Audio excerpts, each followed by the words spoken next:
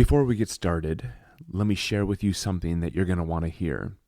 I was in Banter Bookshop the other day. I was talking with Amy, the owner there, and she was telling me about some products that she needed printed for an event that was coming up. She was wondering if Minutemen Press, our new sponsor, would be able to do the job. I said I'm sure that they would, and I'm sure that they would meet the deadline that you had. But something else that she didn't know was something I was happy to share with her. As a first-time customer of Minutemen Press and as a listener of the podcast, Minutemen Press in Fremont is offering 20% off on your first order. That's right. If you need some print work done, design work done, Minutemen Press, who has been serving our community for over 20 years, is offering 20% off on your first job. Just let them know that you listened to the Fremont Podcast and that you heard about them here. They will be happy to help you. One more thing that you want to know. I was at Fremont's Restaurant Week kickoff, and I ran into Amy again from Banter Bookshop. And she told me that if you visit one of the restaurants that's featured during Fremont Restaurant Week, that's March 22nd through the 31st, and you can bring your receipt into Banter Bookshop, she would give you 15% off on your purchase of a book. So take advantage of these special deals going on right now. You don't want to miss them. Now, on to our episode.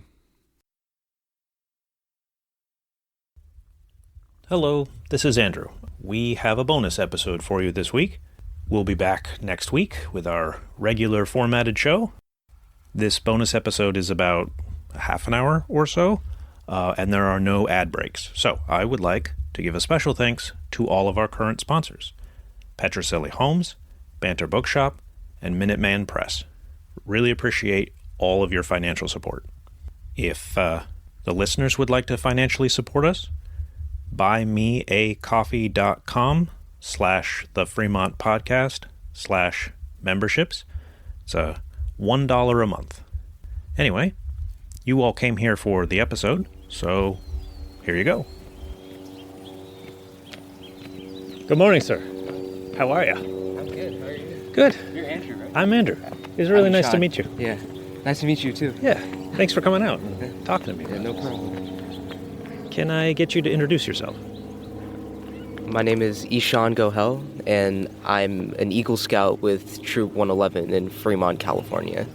We are here on Sabercat Historical Trail, the Sabercat Historical Park, but specifically, why are we talking to you?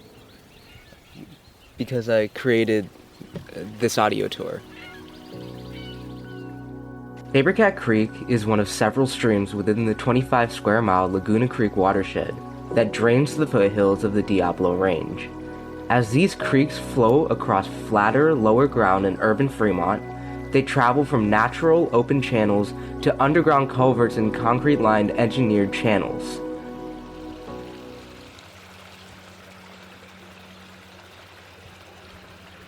So, let me just ask, what prompted you to make this audio tour for the Sabercat Creek Historical Trail?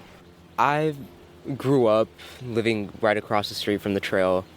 My entire life I've lived up the staircase, and I've wanted to give back to the trail that I used to get to school when I was little, and that I use every day to walk my dog or to give me peace of mind. I mean, it's helped me a lot in terms of my mental health, and also just being a kind of serene place for me to go whenever I feel down or something like that. And I wanted to be able to give back to it, and I guess this is my way of giving back. And when did it solidify in your mind that this was your Eagle Scout project? When I was looking into Eagle Scout projects, because it was the next step for me to become an Eagle Scout, I was just looking online, and I stumbled across a website where one of the ideas that they had was creating an audio tour for a local historical trail. I immediately thought about Sabercat because there's so much history behind this trail that not many people know about. It's all displayed on the signs throughout the trail, but a lot of times people don't have the time to stop their walk or their jog to be able to read a sign. And I wanted people to actually be able to know more about the trail that I know so many people use daily, and I wanted them to know a little bit more about like their community. Let's walk. Up ahead, we have the trail that leads to Bonda Terrace, and then on the left side and on the right side, we have a trail that leads to an overlook of I-680. I come here a lot for jogs and stuff like that, and I come here to walk my dog a lot too. This trail that we're about to go on, going to 680, I'm always amazed by the amount of beauty and the amount of wildlife here. Whenever I'm stressed out or tired or something like that, then I feel like I can come out here and I can just look at the wildlife and look at the peace in this area, especially the area that we're about to go through. We're right up the hill from the creek, and I could just look around and just feel at peace, feel at home. Alson and Tuiben Olonis called the place now known as the Fremont Plain home for countless generations. They managed the landscape in a way that increased the numbers and health of the plants and animals on which they relied for food, shelter, clothes, ceremonial regalia, containers, tools, games, toys, and more. Spanish, Mexican, and American settlement brought tremendous disruption, suffering, and changes to Olonis. What's the coolest animal you've seen down here, personally? The coolest animal I've seen? Once I saw a coyote right up that hill. We were like right in the area where I saw it, but that was pretty cool. It was only like 30 feet away. Have you been on the smaller cow trails that are up that hill? I haven't, but I do want to go. I feel like there's always more to explore around here. I remember doing those trails, and it was the first time I realized that turkeys have wings and they can fly, because one of them came down out of a tree on top of us. It was terrifying. Yeah. Turkey vultures. There's a ton of turkey vultures around here. Oh, no, yeah. I mean full-grown turkey. Oh, like an actual turkey? Sans the vulture. Oh, wow. Full-grown turkey. Right down on top. Apparently they don't just sit on the ground. That's pretty crazy. Oh, when did this tree fall? Has this been this way? I think it's been this way. Ever since I can remember, this tree has fallen.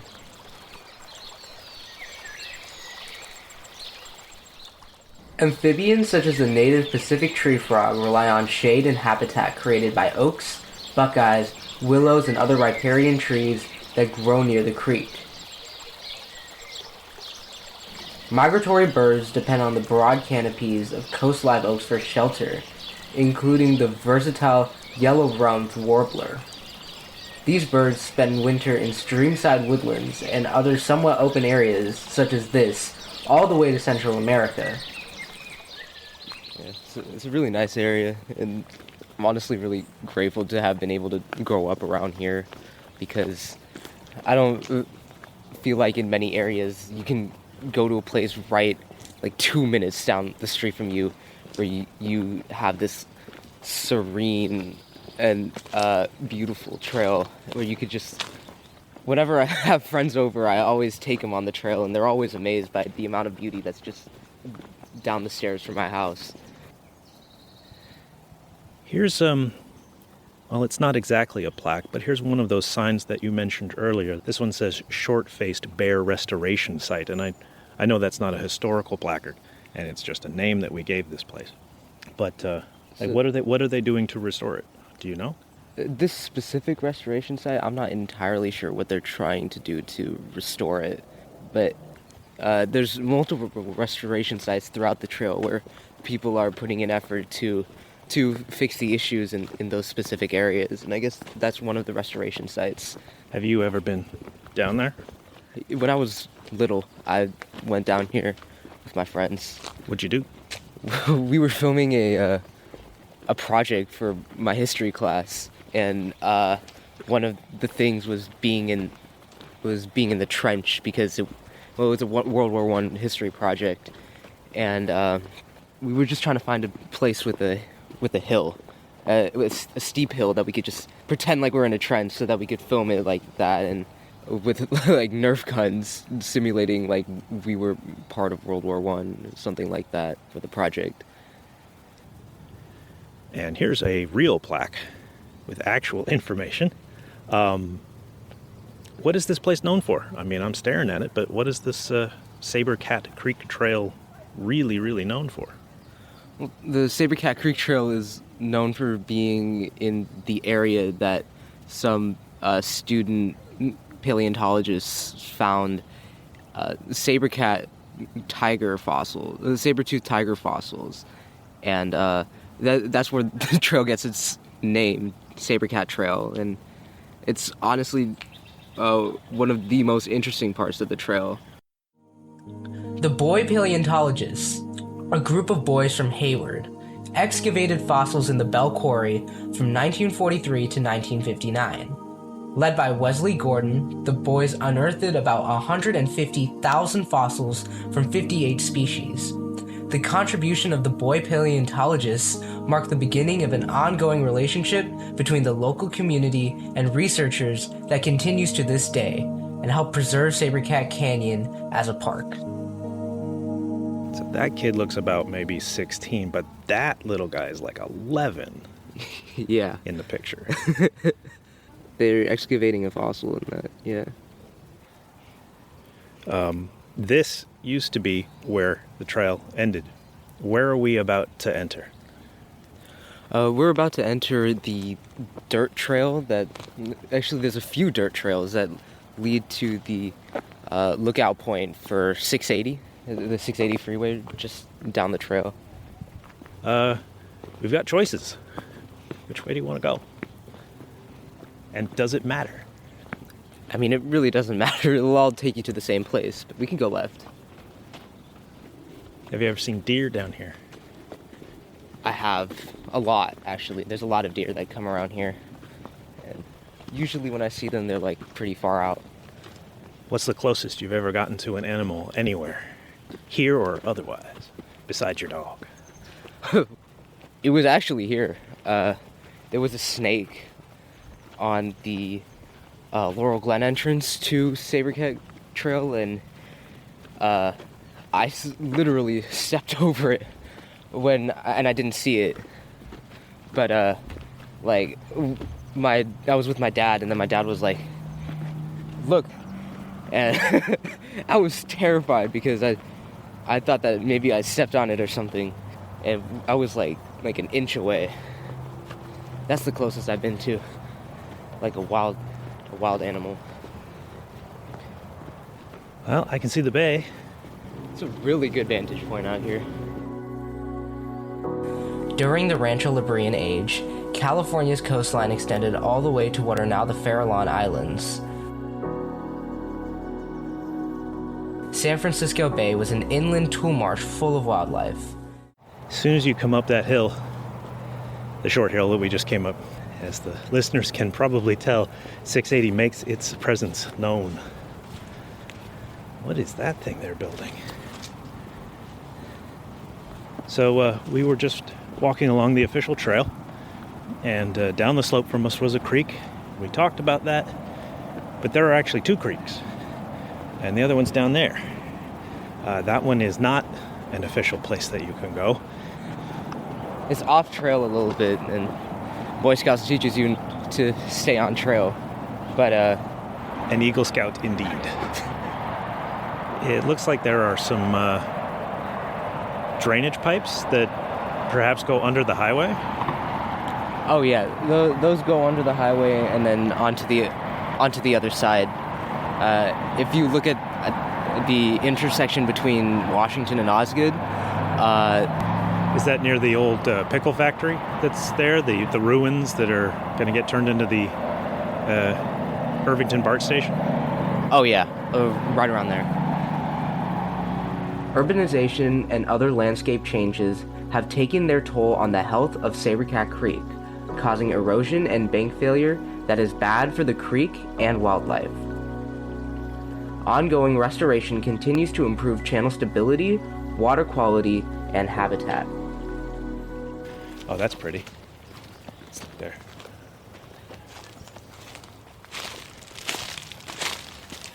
I mean, it's pretty and full of litter, but I think that's another objective of the restoration projects throughout the trail, to clean up the litter that is on the creek and in other areas throughout the trail. painting a picture to listeners, it's not like this place is ripe with litter, but there's more of it than you want.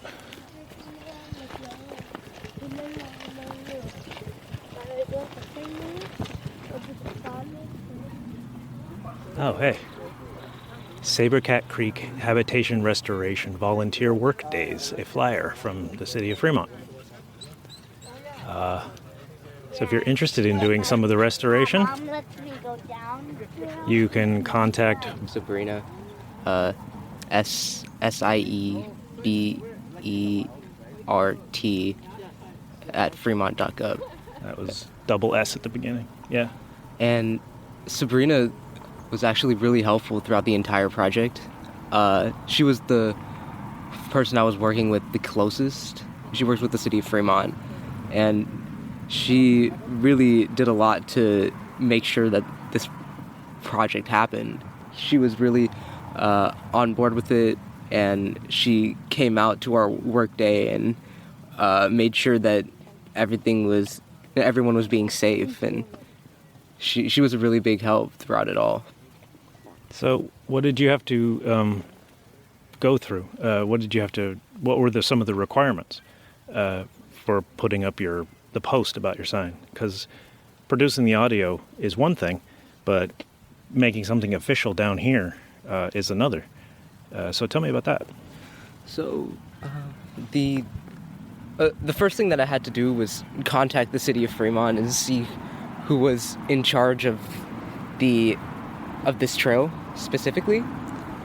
And then once I got in contact with them, I had to run through my idea for the park and see how they would improve it or what they would want me to add into the audio tour or on the sign, and what is allowed, what isn't, which areas I'm allowed to do it in and which areas I'm not. And then I had to get approval from the Boy Scouts to be able to do the project. I had to write up a proposal, a pretty lengthy proposal, and present it in front of the people in charge of Eagle projects in my district, the Mission Peak district. And once I got it approved by them, then I had to go back to the city of Fremont and start working on it. And part of the proposal was coming up with specific spots throughout the trail where I was planning to put the sign and taking pictures in those areas. And I also had to call PG&E and make sure that I wasn't going to hit any pipelines if I were to dig, because in order to put up the signposts, we had to dig pretty deep into the ground so that we could pour concrete to keep it upright. So there was a lot of different communication that was involved in trying to get it approved in the first place. I think that was the longest part of the project. It was definitely harder than the actual work itself, because we were able to get that done in 4 hours, but the other stuff I had to make sure that everyone was on the same page, and that was the lengthiest part of the process. But again, Sabrina helped us out so much, and she was really on top of it, and she was really making sure that we were doing the project in the right way. People seem to be taking advantage of this trail a lot. I still think of it as a hidden gem, but it's clearly popular. I think in terms of just the Fremont in general and the Bay Area in general, it's definitely a hidden gem. But the locals that live around here all know about it and all know about how nice it is. And I think those are the types of people that you see, especially now because the weather is getting a lot better. So what's this that we're standing in front of? It is an old building. It is a ruin behind some chain link fence, and it looks like it's made of concrete, and there are some arches on pretty much all four sides of it. What is it? I think it's a wine cellar. There used to be a lot of wineries around here. Early success did not last. Already compromised by phylloxera, an insect pest, in the earthquake of 1906, most of the wineries were closed for good by Prohibition. Orchards, vegetables farms, and dairies replaced vineyards.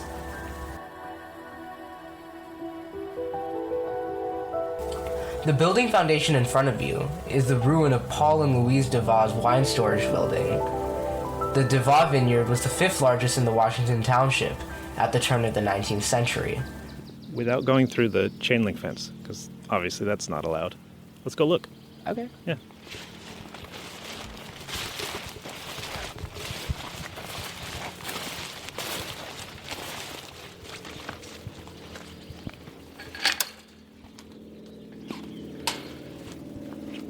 Wow, it is...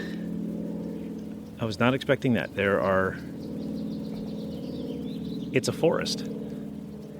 It's a forest of very skinny trees. Like, they get chopped down a lot and then they grow back.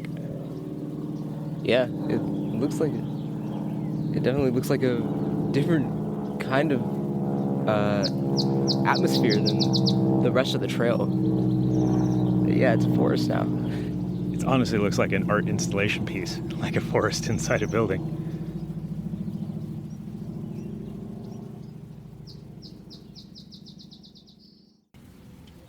So if you go up Lausanne to reach the parking lot here, and you come down the hill, you see your Sabercat Historical Park audio tour QR code, which is how people can listen to it, and you can go left and you can go right. And we went right, and now we should take a look at what's going on left. It's the longer side. It goes all the way to Pine. It goes all the way to Pine Street, which is way down, just way down the trail, and it's right across the street from the old Mission Park. It has connections at Paseo Padre and Gallegos and Laurel Glen Common and Pine Street, obviously, and it goes right past Becado Place. So if it gets to Pine, then it goes underneath Paseo Padre, underneath that little bridge? Oh yeah, it goes right underneath Paseo Padre. It's on a busy day in Paseo Padre. It's a pretty busy street, so you go underneath. It's kind of interesting because it feels like you're out in the middle of the wilderness, but right above you is a ton of cars. That's why I love this city, because it really does feel like you're outdoors wherever you are. There's so much natural beauty in the area, and I think it's really, really underappreciated. Just the amount of beauty that there is. The different places to go to hike that aren't just Mission Peak or Coyote Hills. On the podcast, when we ask people what do you like to do in Fremont, almost all of it is, being out in nature based, going for a walk here, going for a hike there. Honestly, we're often looking for more than that answer when we prompt them, but it's the thing we hear the most, and yet I believe you. It is both the only thing that people do and it's underappreciated. Like, there's so much more. Unless you've heard of it from someone else, people don't really know about this trail outside of the neighborhood. There are houses on, there are houses on both sides of the canyon. This is where we came from. And on the other side, there's another set of houses. And I remember when we were passing by the ruin, there was a trail that went up. So one can assume they have their own access road. So during the pandemic, my family and I kind of got into birding, and prior to that, my wife was really into wildflowers. And so we started paying attention to like what that actually was over there, or what bird that actually was over there, or what that little flower actually was. And it was interesting because while we do spend a lot of time like in the outdoors, if you're just passing by it, you don't get quite as much. And when we started to pay attention, it was like this whole different world. Like we could walk through the same spaces and have completely different experiences. Whenever I bring my friends here, they all take back different interpretations of the trail. It shows that this area is not one-dimensional. There's multiple different things that you can take away from it. Most of my friends are not from this area of Fremont specifically. I brought them out here for the first time a few months ago, and we went out for a walk in the sunset. It was really serene, but people were thinking of different things when they were looking at the trail. Some people really appreciated and enjoyed the sunset. Some people really appreciated and enjoyed the different wildlife. We saw a deer that day. The project itself is difficult just by its nature, and you did get a lot of help. What were there any like major stumbling blocks? Not just like things you have to do that take time, but like, oh, that went sideways. Oh yeah, there were a few. One of the major stumbling blocks was one of the places that I had decided to put one of these signs. It wasn't on flat ground, so it wouldn't work if we put it there. So I had to find another entrance place to put the sign.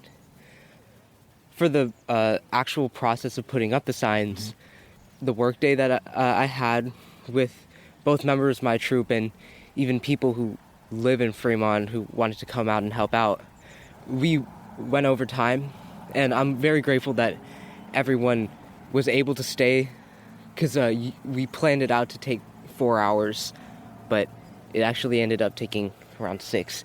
But everyone was really willing to keep going and keep helping out with the project, and that was that was really helpful.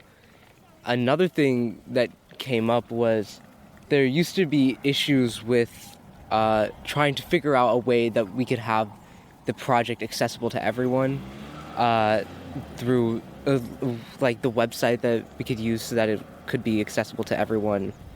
And Google Drive ended up working, but it was a long process to try and find that website. And right now, Google Drive isn't really the most optimal solution. So what we're trying to do is we might be switching up the QR code in a few months and adding a website pending city approval. But once we are able to have the website, then that would be a lot easier way for people to access the audio tour. That'll be good. And at least you won't have to redo the posts. You just have to redo the sign itself. Yeah, and the sign itself is the easiest part of putting up the post. Yeah, so. four screws. Yeah. How many signs do you have? We've walked by 2. We have 4 throughout the trail. These are the most popular entrances to the trail, so we decided that would be the best area. Also, these are the areas where it's easiest to put up a signpost. Yeah, true. When you were doing the research, did you come across anything that you didn't expect? Not that you didn't know, but that you were surprised by when you found out about it?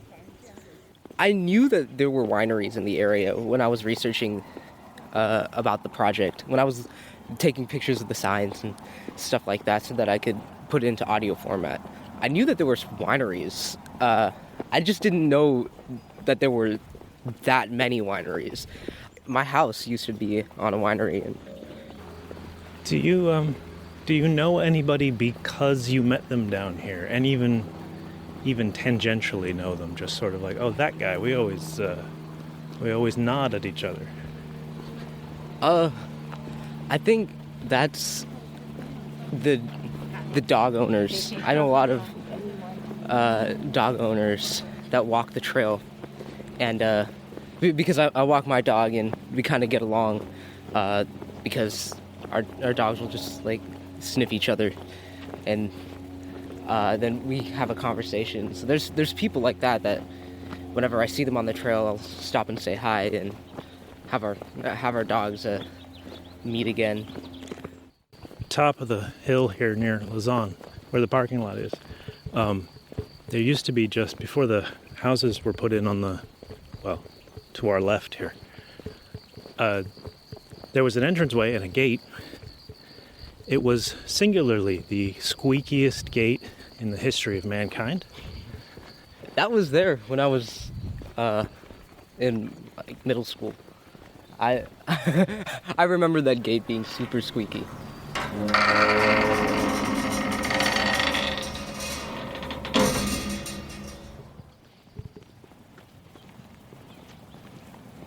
What do you think about when you're down here, when you've got it to yourself? If you don't mind me asking.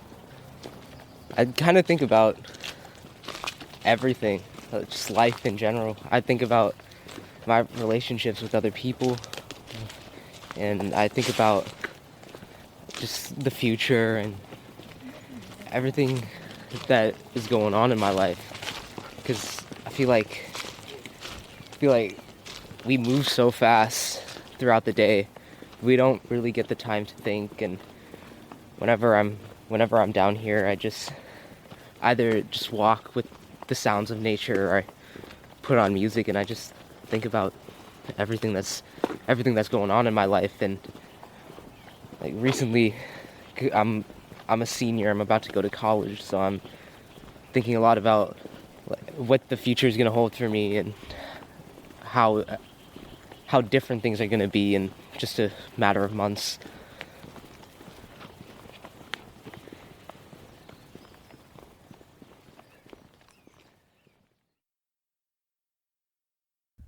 This episode was produced and recorded and edited by me, Andrew Cavett, but it is normally hosted and produced by Ricky B. Scheduling and pre-interviews are done by the amazing Sarah S. If you've ever been a guest on the show, she's the first person that you get to talk to. These voiceovers at the beginning and at the end credits here are usually done by the far more talented than I, Gary Williams. If you could leave a review on iTunes, that helps people find the show. And if you'd like to find a little bonus content, a little visual element, we're on Instagram. We'll be back next week with another episode. If you're interested in going to one place to find everything that we make, thefremontpodcast.com. The guy who lives at this house right here, the gray one, Yeah. just around the corner, and he told me a story that one day he came out of his house and the entire neighborhood was covered in goat. No, wait, it was cows. It wasn't goats, Yeah. It was cows, but the whole neighborhood, because someone accidentally left one of the main gates open, not just the little squeaky one, but one of the main gates all open. came out here? And the cows that get raised, the beef company that raises cows out here, Yeah. they were like, okay, I guess we'll go this way. and they all just ended up flooding the neighborhood. Oh, wow. And so they had to spend like all morning herding the cows, literally herding the cows back. He told me that story. It was fantastic. This is a Muggins Media podcast. Thank you for listening to the Fremont Podcast. If you are an individual or a business that would like to be a sponsor partner on the podcast, please reach out at thefremontpodcast@gmail.com, or you can go to our website, thefremontpodcast.com, and you can reach out to us through our contact form. Thank you for listening, thank you for sharing, and thank you for your support.